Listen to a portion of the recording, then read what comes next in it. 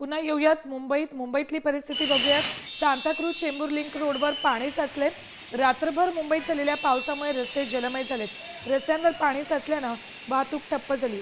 SCLR पुलाजवळ रस्त्याला अक्षरशः नदीचं स्वरूप आलेलं आहे। इथली परिस्थिती थोडी बिकट बनलेली दिसते। रस्ताभर पाणी साचलेलं आहे। गाड्या बंद पडल्यात, एक बसही बंद पडलेली दिसते। मात्र वाहतूक पोलीस असू देत किंवा महापालिकेचे कर्मचारी इथे पोहोचलेले नाहीयेत।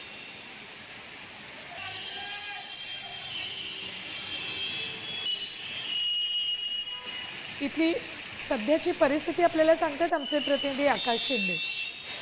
पुन्हा एकदा मुंबईची तुंबई झालेली आहे। आपण सध्या आहोत वाकोला बीच खाली।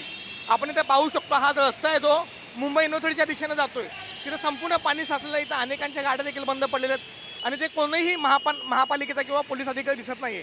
इथे काही वेळापूर्वी बस देखील बंद पडली होती। पाहू शकतो अनेकांच्या गाड्या देखील बंद पडल्यात। इकडे पाठीही पाहू शकतो, अनेक गाड्या बंद पडून पूर्ण ट्रॅफिक जाम झालेलं आहे। अनेकांच्या गाड्या बंद झालेल्या आहेत। आता isakal.com आहे देशातील नंबर 1 ची मराठी न्यूज वेबसाईट। प्रत्येक अपडेटसाठी isakal.com ला नक्की भेट द्या।